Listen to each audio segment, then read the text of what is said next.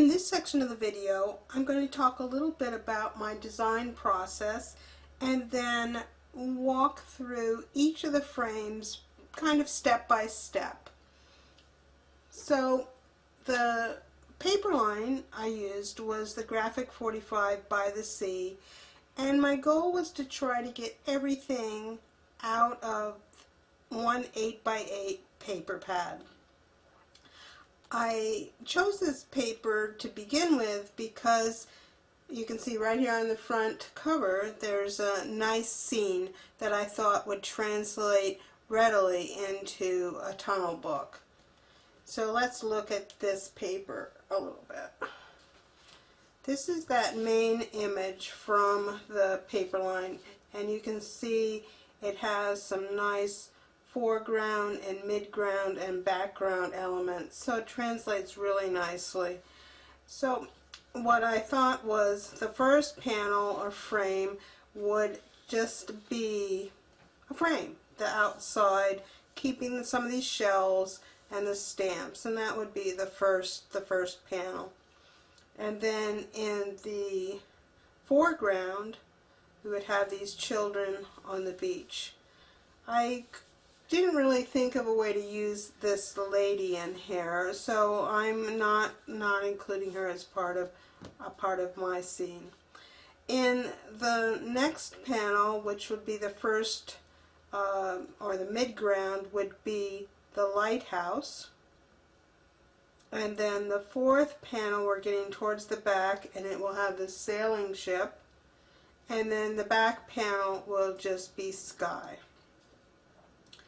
So one of the big concerns in here is what to use for the main paper in each panel.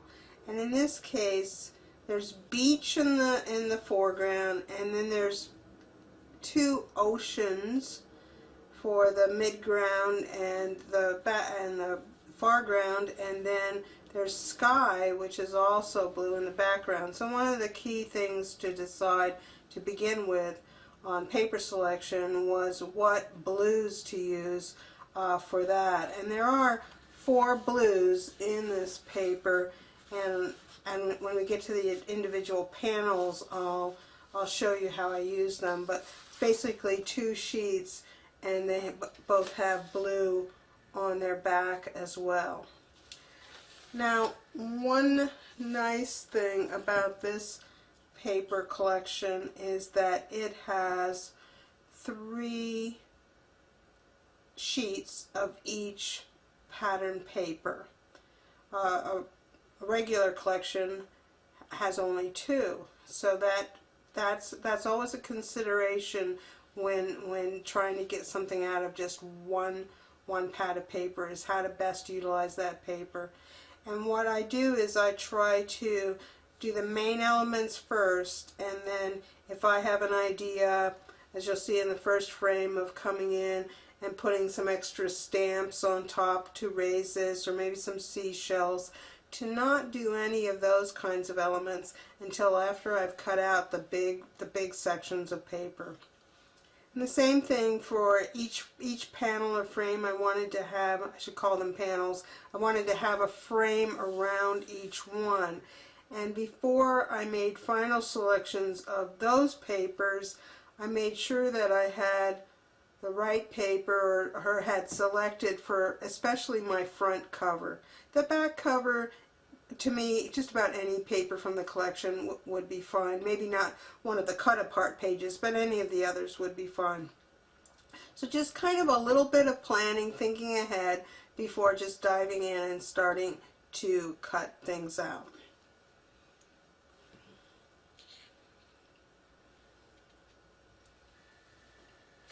So let's look at the first panel.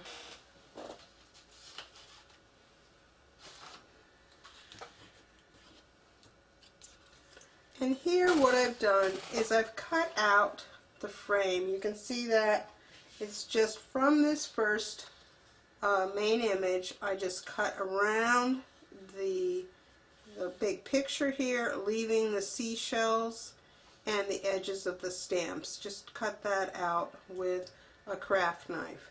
Now one thing I will tell you is that I have found, at least in my pad, was that these papers were not exactly square. They were 8 by 7 and 7/8, and I wanted to not have to worry about which side was going 7 7/8 and which was 8, so I made all of my panels 7 and 7/8 by 7 and 7/8 wide. You may not find that that's true in yours, but I would just check dimensions. Here you can see I've got some little stamps cut out, but I did, as I said a moment ago, I didn't cut these out until I had scraps at the end. Now they are not exactly the same size. You'll see if I hold that right next to it, it's a little bit smaller, but that's okay. I mean, it's just a little border that shows around, and that'll work fine for me.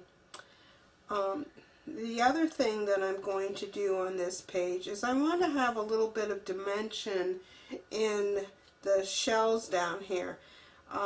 Now you could leave it flat, that's not, you know, and not flat is perfectly fine. Or if you have extra images from the main paper when you're done, or there's shells on some of the other ones, other papers, they're not exactly the same size, you could, you know, there's lots of options. But what I have done here is I've used my craft knife, which of course right now I can't find, but I've cut around the edge of some of these images just so that I'll be able to pop them up. And let me see if I bring this up a little bit closer to the camera so you can see that.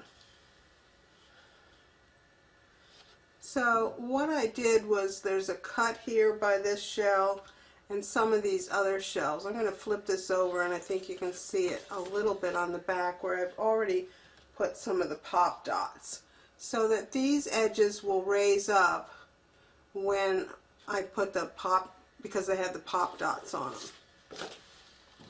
But I don't want that when this shell raises up that you can see, you know, that there's a gap or white space behind that. So after I finished cutting out the second panel, I had this scrap of border left over, and what I'm going to do is glue that behind so that when one of these shells pops up, you won't see blank or white space, you'll see that border behind there. So that's basically how, and then these are just raised with some pop dots as well.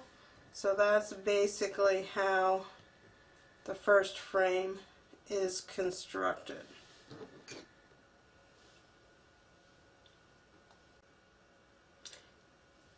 For the second frame, I want to have the children on the beach in this foreground. So from this main image here, I'm going to cut out straight across here on the border, cut around the starfish, seahorses, kind of up and around the children. I'm leaving a little more support in here. I think you can see that there's that I've left kind of a mound of sand there, just because I don't want to leave that shovel hanging in space too much, so that it'll have some strength to it. And then it may not make sense to keep this giant fish, and you can see I've got part of the stamp here, but when I first did this, I wasn't sure exactly what I would put on here, but I knew I could cover that up with something. And what I did was, after I finished cutting out all of my oceans, I found this little sign that's the beach rules, and so I'm using that, and I'll put a little backing border around it, probably of beige or red, and that'll cover up that fish, and it'll fit right in there. Now you may recall when I first was talking and showing about design, I said that I wanted to have each of the panels have a frame around them, And so this is the paper I selected for this panel. And what I also did was I decided that I wanted to have just another color coming in as a secondary frame. Again, that's not necessary. And I have this so that the overall width is equal to the width of the frame in the first panel. So there's a paper in the collection that has a lot of nice stripes on it, and so I've used that to good advantage in making each of these composite borders as I went along. As you can see here, I've got beige and blue, and that comes from this beige and blue right here. Now in this case, I've already added it on. In some of the other panels that I'm going to show you here in a minute, I haven't, so that you can see how that's constructed. But basically on the back, I just cut that a 1/2 inch wide, and there's about 1/4 inch reveal so that I could, you know, have a place to run some tape and tape that down. So that this then will end up being the second panel.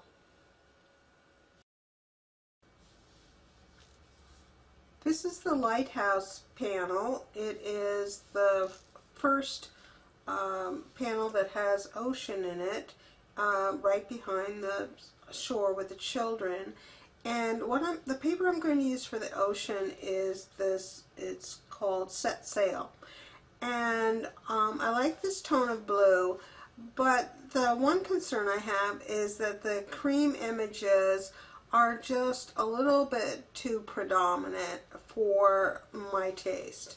And so what I did was the piece that I cut for the ocean, and it already has some score tape on it, I've taken just some blue ink and just lightly gone over the page to knock back those images a little bit. They're still there, you can still enjoy them, but they're just not as predominant.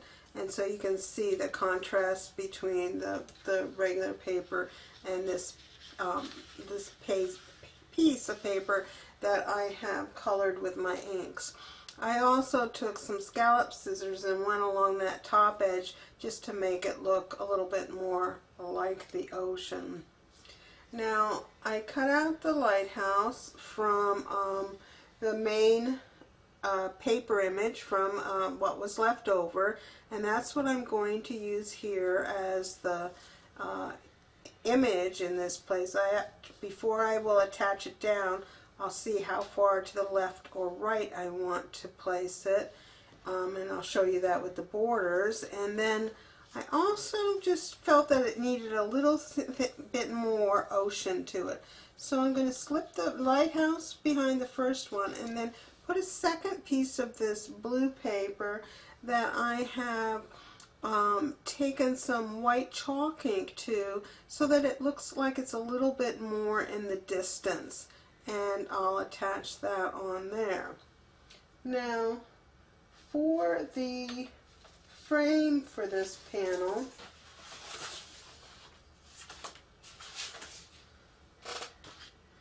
I'm using this red paper that has I don't know what its official name is, the wheel. It has little wheels. It looks like dots maybe in the video, but they're really little the wheel like you would steer a ship with. And then I've cut that to the full 7/8 inch width, and then I'm using some of that same border paper that I've been using all along with the different stripes to add just another element to the border. Now you can see in this corner I've mitered the corner. You could also just add the strips on and let them go, you know, edge to edge and have this kind of effect. But if you want to do the mitering, it's a relatively I have an easier way to do it that works pretty well every time, and that is to use some repositionable tape to stick the two pieces in the corner right on top of each other, and then simply take your scissors from the outside corner to the inside corner and cut both at once. And if you're relatively careful, it works out very well. So, you know, two options, or three options really, because you don't have to have an inner border at all. Just have the outside frame going full width, or cut a mitered border, or let your border strips go full width. And then when I put this border on top of the ocean scene, that will help me determine how far in the lighthouse has to go. And obviously you want to make sure that the lighthouse is straight and everything is perpendicular when you go to attach it. But that is the panel that has the lighthouse.